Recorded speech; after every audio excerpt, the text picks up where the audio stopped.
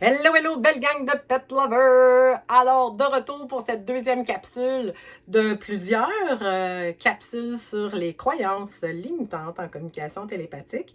Alors, c'est important pour moi de démystifier les croyances, de mettre en lumière, d'élargir la vision encore plus large et l'ouverture d'esprit des gens, que tu sois une gardienne qui opte pour des consultations avec une communicatrice animalière, que tu sois une communicatrice animalière, que tu sois nouvelle dans le domaine ou que tu veuilles l'apprendre. Bref, l'idée ici que j'ai de ma part est de t'ouvrir vraiment bien les horizons parce que on revient à la base des bases, une croyance ou des croyances, c'est super légitime si ça te permet de t'expandre, ok? Si ça te permet d'oser toi-même, d'avoir la foi, de transporter des montagnes. Ce qui est important de savoir à propos des croyances, en t'en as plein, j'en ai plein, c'est de s'assurer que les croyances nous permettent de bien rayonner qui on est, de s'expandre, d'être dans un bien-être, que ces croyances-là nous aident dans notre transformation, dans notre transmutation de tous les jours, d'incarner notre lumière, mets le mot que tu veux, la vie à l'intérieur de soi, qui par la suite va contribuer au reste du monde. Il n'y a rien à faire dans notre contribution, on a juste à incarner pleinement qui on est et de la rayonner, de s'expandre. Malheureusement, il y a des croyances qui font l'inverse. Je mentionnais ça dans ma première capsule des dons là, que tu retrouves dans la description et tout ça, sur la première croyance de croire que la communication télépathique est un don. Je mentionnais les petites œillères que les chevaux ont lorsqu'on fait de l'attelage avec eux. Ça leur permet d'être concentrés et focus sur la tâche qu'ils ont à faire, sauf qu'ils ne voient rien à droite et ils ne voient rien à gauche.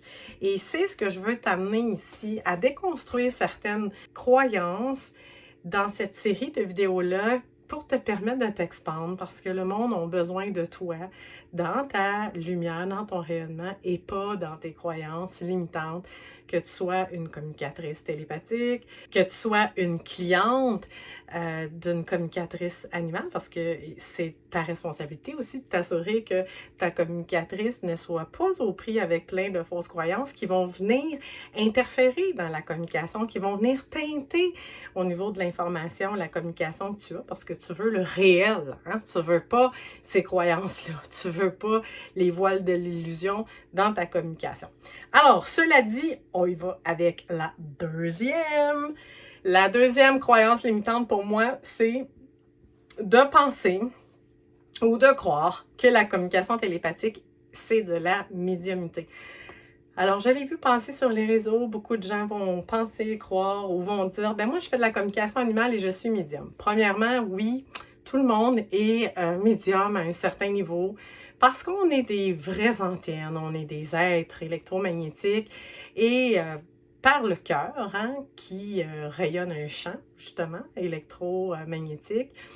Alors, ça nous permet de capter des informations, de capter des pensées qui sont des formes, qui viennent de l'extérieur de soi, de capter plein d'informations qui fait en sorte que, des fois, on fait déjà de la télépathie avec des êtres que l'on aime, que ce soit notre mère, notre soeur, notre frère, notre ami, peu importe.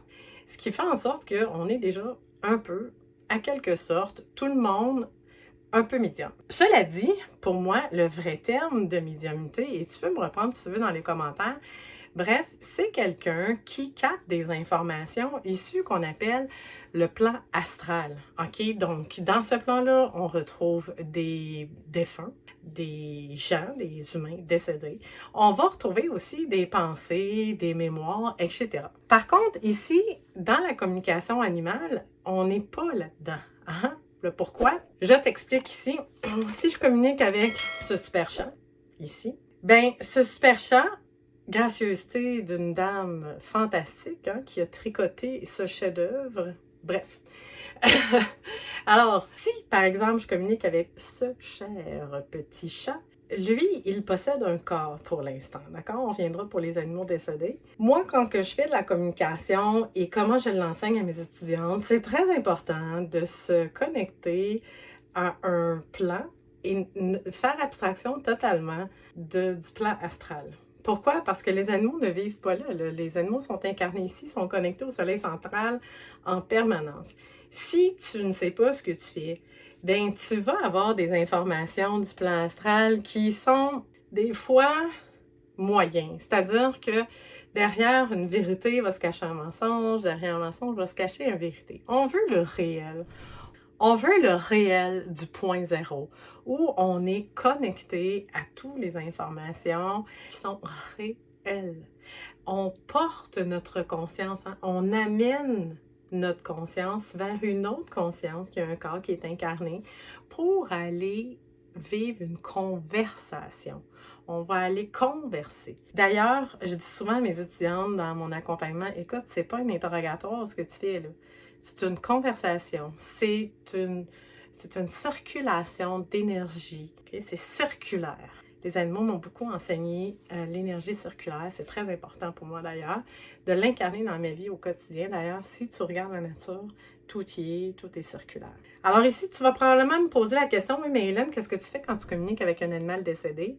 Oui, l'animal décédé, par contre, ne retourne pas dans le plan astral comme qu'est-ce qu'on est habitué d'entendre au niveau de la médiumnité. Ils sont connectés au soleil central en permanence, même dans leur incarnation. Je te ferai, si tu veux, une petite séquence de petites vidéos sur comment fonctionne le processus de décorporation, de transition des animaux qui est différent de nous parce qu'ils n'ont pas de croyances comme telles, hein? Ils sont connectés au savoir et au soleil central, donc ils retournent au soleil central et lorsque on communique avec les animaux décédés, qui sont dans leur plan originel, ils retournent à la maison qui n'est pas le haut astral, qui n'est pas le bas astral, mais qui est leur état d'origine. Pourquoi? Parce qu'ils ne sont pas entrappés par différents programmes ou blessures comme nous. Ils n'ont pas de hier. Alors, quand je vais aller communiquer avec un animal décédé, je vais amener ma conscience. Bien, je vais amener ma conscience, elle reste avec moi, elle reste dans mon corps. Mais c'est-à-dire que c'est une communication d'être d'essence à essence. C'est ça que je veux dire. D'essence à essence, de conscience à conscience, et où l'animal n'a plus de corps, mais dans son état originel de conscience.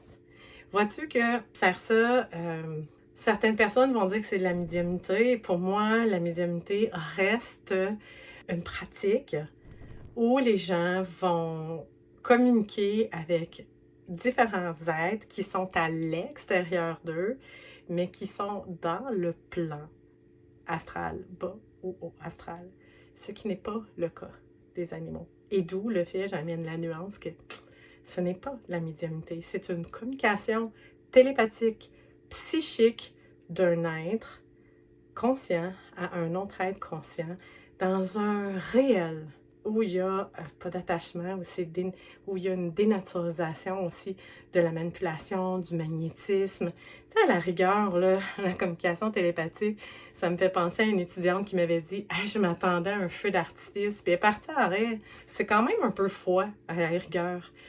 Si dans tes communications c'est chaud puis il y a beaucoup d'émotivité, t'es pas à la bonne place selon moi dans ta façon de te connecter. Donc ça c'est très important de le savoir pour moi parce que ça va amener des informations qui sont pas réelles. Et c'est là pour moi que résident toutes les différences. Alors, tu peux me dire dans les commentaires qu'est-ce que tu en penses, est-ce que ça te déplace un petit peu, est-ce que tu as envie de changer de chaîne, bref. Je vais te lire dans les commentaires en espérant que je puisse suivre tous les commentaires. Des fois, je ne peux pas. Si tu veux lire le post que j'ai écrit, l'article que j'ai écrit, assure-toi d'être abonné à mon infolette. Assure-toi d'être abonné à la chaîne parce qu'on s'en va dans une autre capsule, troisième capsule des croyances limitantes que je vais te parler. Coche la petite cloche, abonne-toi pour t'assurer d'avoir les notifications. Troisième croyance que je vais te parler, ça va être, et c'était le titre de mon post, hein, de mon article, non, on ne canalise pas un animal. Dans la troisième capsule, je vais te parler pourquoi, pour moi, la communication animale n'est pas de la canalisation. À bientôt!